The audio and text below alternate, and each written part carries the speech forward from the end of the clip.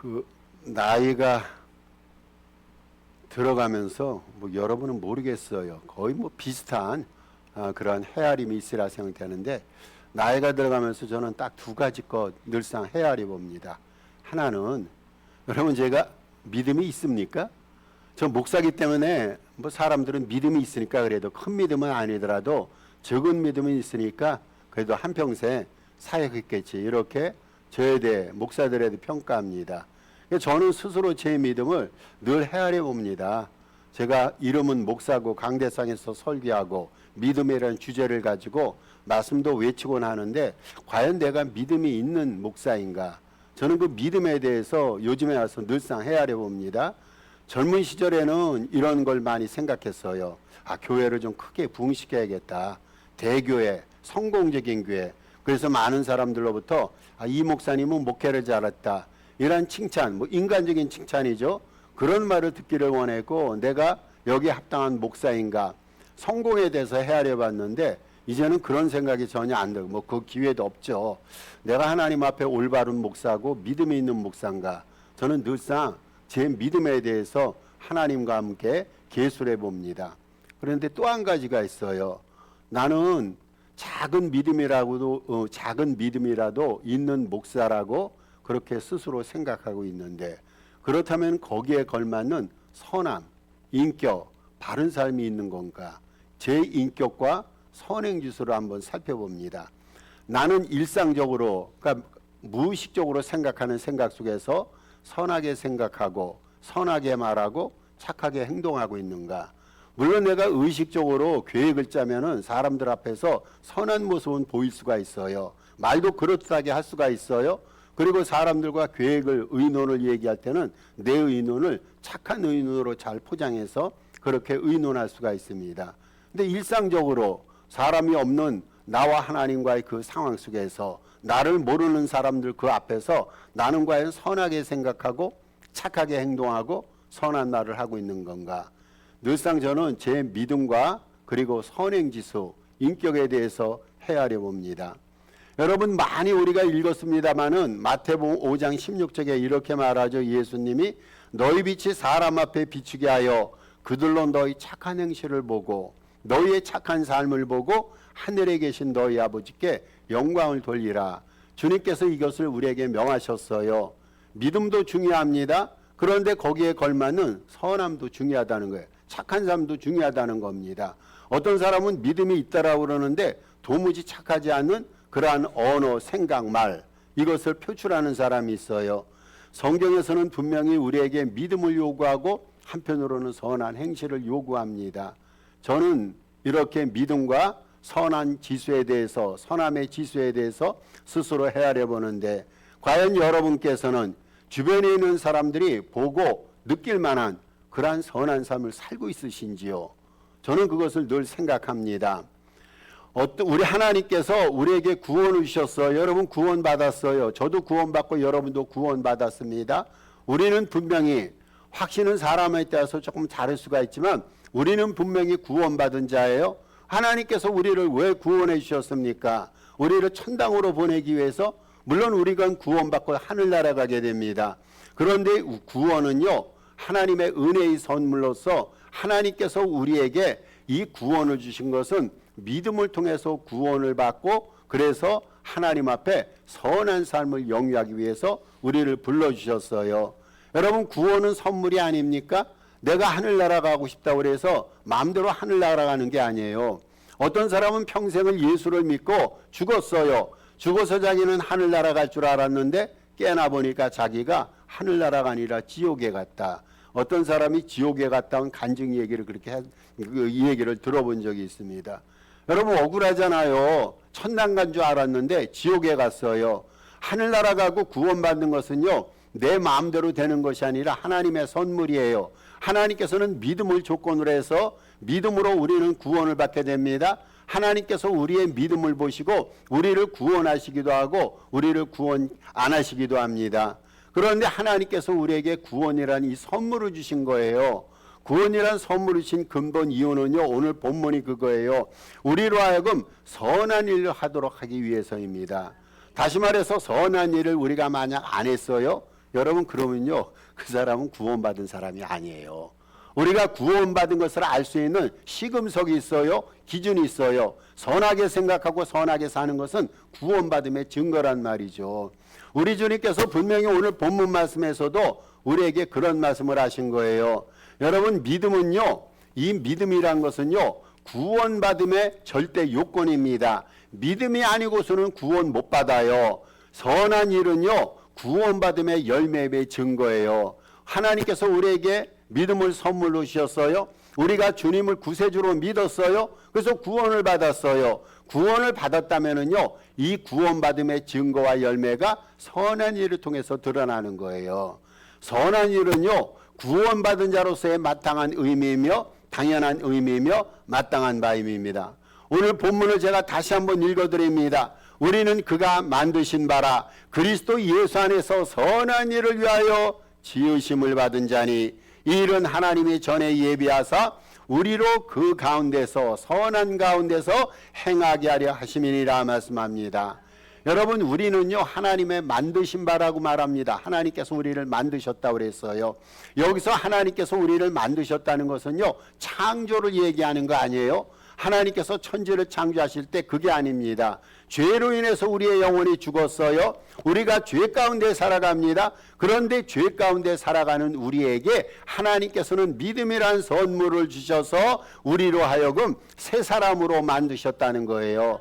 새 영, 새 지체, 새 사람으로 우리를 만드셨다라는 것이 오늘 본문을 통해서 우리 주님께서 우리를 만드신 바다라는 말입니다. 여러분 하나님께서 죄 중에 살던 우리를 거듭나게 하셨어요. 거듭나게. 여러분 거듭났잖아요. 거듭난 자가 하늘나라를 갈 수 있고 거듭난 자가 하나님을 볼 수 있어요. 하나님께서는 우리를 거듭나게 하셔서 우리를 새롭게 지으셔서 새로운 피조물로서 하나님 앞에 영광 돌리는 존재로 우리를 만드셨단 말이죠. 주님께서 우리를 새 사람으로 만드셨어요. 그것을 뜻합니다. 그러면 주님께서 우리를 새 사람으로 만든 이유가 뭡니까? 나의 새 사람 됨의 열매와 증거가 뭡니까? 그것이요 주님께서 미리 예비하신 선한 일에 몰두하는 거예요. 우리가 지금 선한 삶을 살고 있잖아요. 확실하게 여러분에게 말씀드립니다. 그게 구원받은 증거예요. 선하게 안 살고 있어요?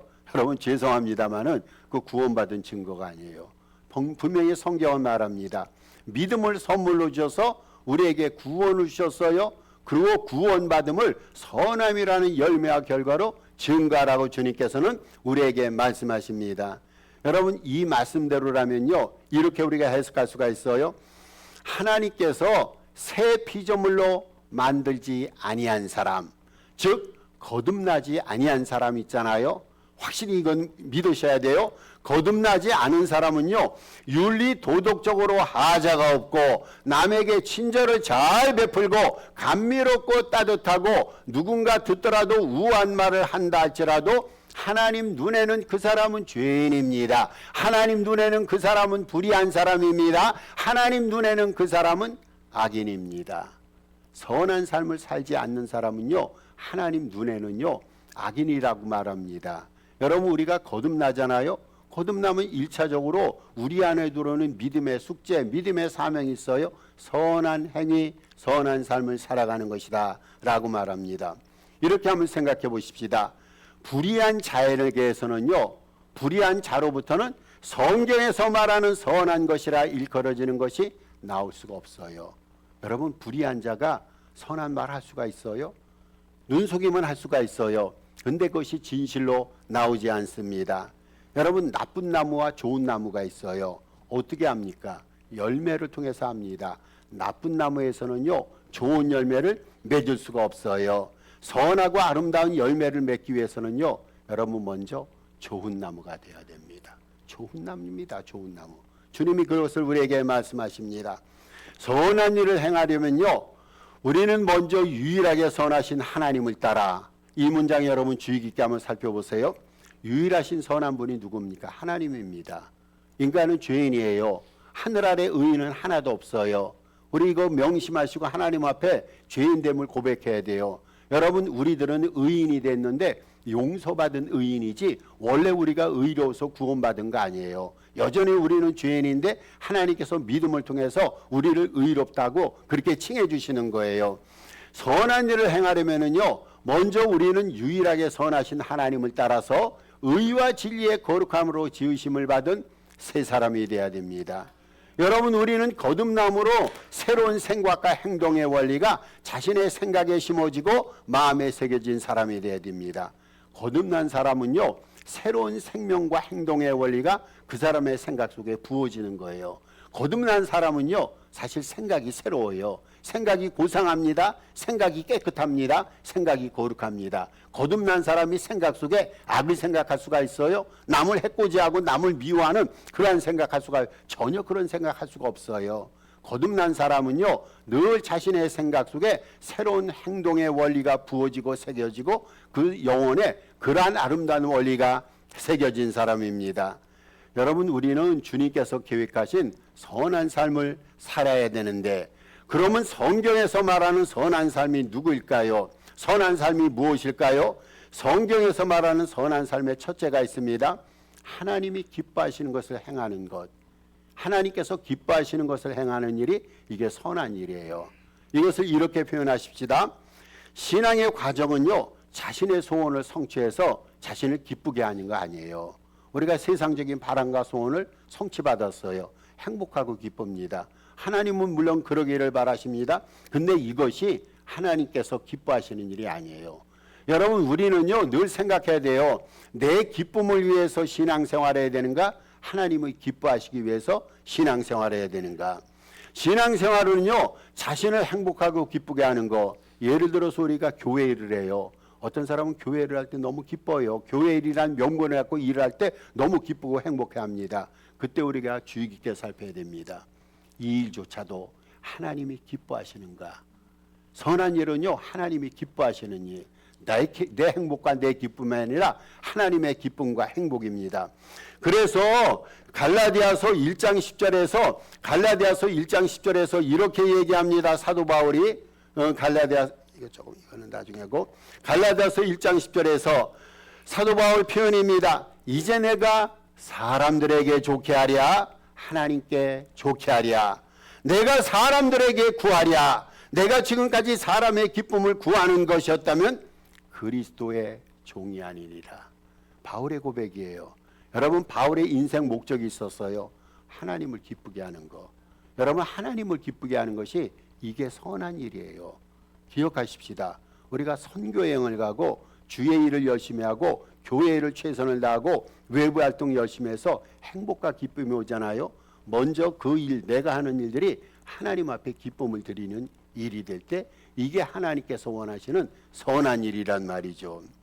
주님께서 기뻐하시는 것을 분별해 행하는 것이요, 이게 믿음의 일이고 아름답게 선한 일입니다. 그래서 선한 일에 대해서 미가 선지자, 구약의 미가 선지자가 이렇게 우리에게 고합니다. 미가서 6장 8절입니다. 하나님께서 사람아, 주께서 선한 것이 무엇임을 내게 보이셨나니 여호와께서 내게 구하시는 것은 오직 정의를 행하며 인자를 사랑하며 겸손하게 내 하나님과 함께 행하는 것이 아니냐. 여러분, 하나님이 기뻐하시는 것이 선한 일이라고 그랬어요. 하나님이 뭐를 기뻐하십니까? 여기 보니까 미가 선지자가 세 가지 것을 얘기하고 있어요. 공의롭게 사는, 의롭게 사는 거예요. 오늘날 불법이 성행하지 않습니까? 다수가 그 불법을 따라가니까 우리는 마구잡이로 따라갈 경우가 있어요. 여러분, 예수 믿는 사람은요, 늘 법의 테두리 안에 살아야 돼요. 정의를 행해야 됩니다. 공의롭게 살아야 됩니다. 그 구약의 지금 미가 선지자가 우리에게 하나님께서 기뻐하시는 선한 일에 대해서 얘기하는 거예요. 두 번째로 인자를 사랑한다고 그랬어요. 여러분, 인자를 사랑한다는 것은요, 우리가 타인에게 긍휼을 베푼다는 거예요. 타인에게. 여러분 생각하면요, 타인들 불쌍하지 않습니까? 잘 사는 것 같고 호의호식하는 것 같아도 그 사람의 영혼을 살펴보고 삶의 여정을 살펴보면 여러분 다 불쌍합니다. 와이프가 불쌍하고 남편이 불쌍하고 목사가 불쌍하고 성도가 불쌍하고, 여러분 우리는 서로서로에게 긍휼을 베풀어야 돼요. 서로서로에게 자비를 베풀어야 됩니다. 이 말씀입니다. 한평생을 낑낑거리며 살아갑니다. 뭔가 해보려고 그러니까 안 되는 일이 많습니다. 그래서 우리는 서로 위로하고 격려하고 서로 긍휼과 자비를 베푸는 거예요. 이게 하나님이 기뻐하시는 선한 일이라는 거예요. 너는 너대로 나는 나대로 따로따로 인생이 아니에요. 네 인생은 네가 살고 네가 책임지고, 여러분 그것은 공동체가 아닙니다. 삶 속에 어려움이 있고 손에 가시가 박히고 발에 가시가 박혀서 늘상 눈물 지는 삶을 살아가는 우리 주변에 있는 서로 지체들을 돌아보면서 불쌍히 여기고 긍휼을 베풀고 사랑하고 자비를 베풀고 위로하고 격려하는 삶, 이것이 하나님이 기뻐하시는 선한 삶입니다. 세 번째 선한 삶은요, 미가 선자가 이렇게 얘기합니다.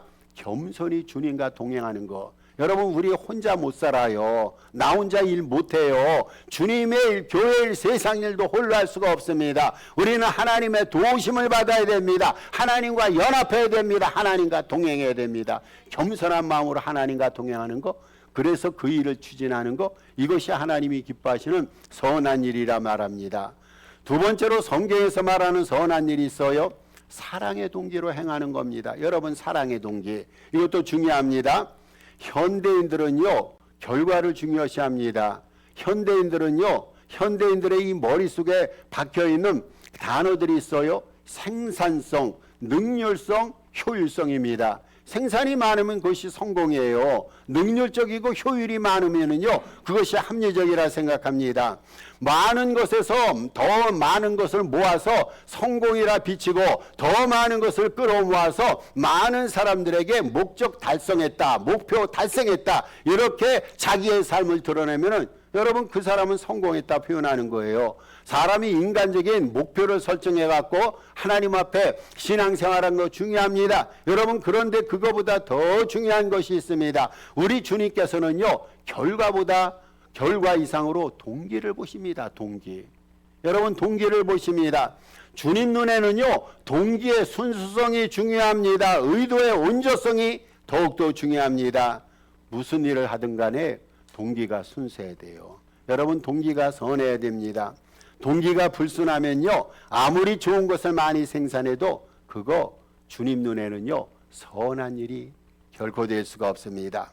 동기의 선함은요, 우리가 선한 일은 동기가 선해야 된다고 말씀을 드렸는데, 동기의 선함은요, 어디를 통해서 나타나야 되냐? 사랑을 통해서 증명되는 거예요. 뭐가 동기가 선한 것인가? 여기 한 가지 우리가 새겨야 될 것이 있어요. 사랑입니다. 사랑. 동기의 선함은요, 사랑을 통해서 증명이 됩니다.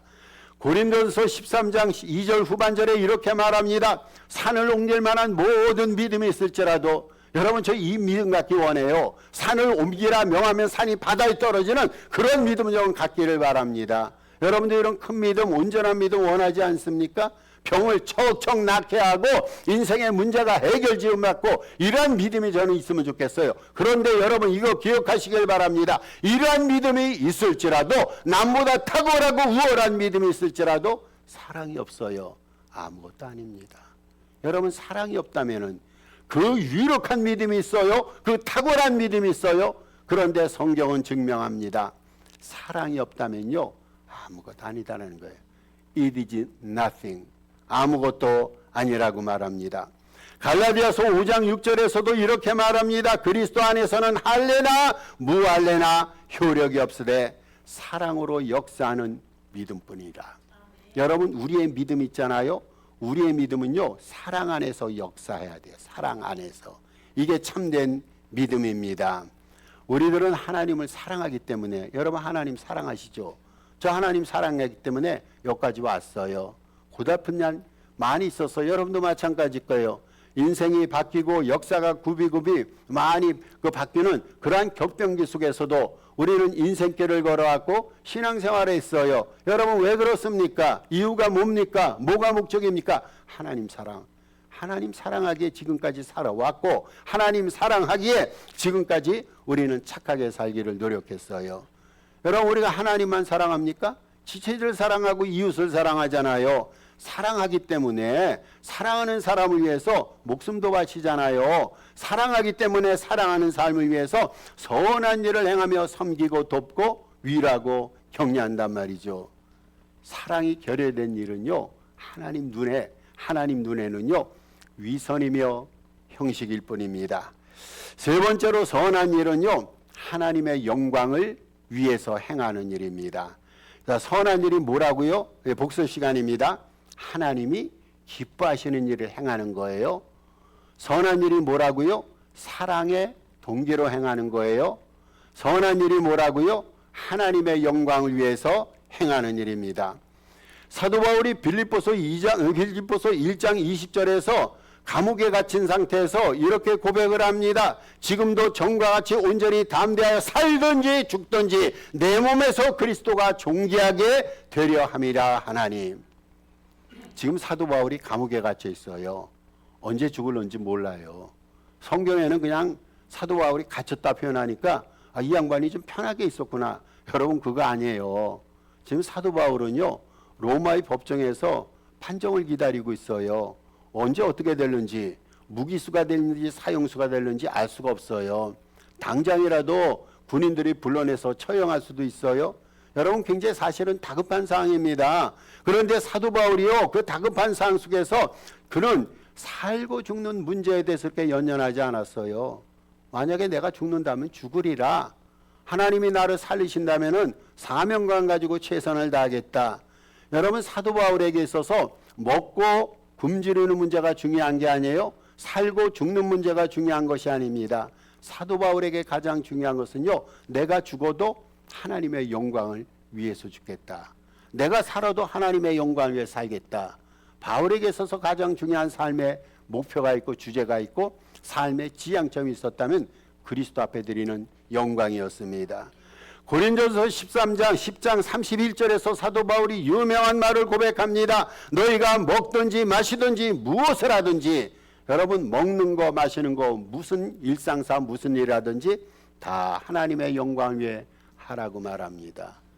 우리의 삶의 목적지가 있고 우리의 삶의 지향 지점이 있다면 하나님의 영광 돌리는 그 지점까지입니다.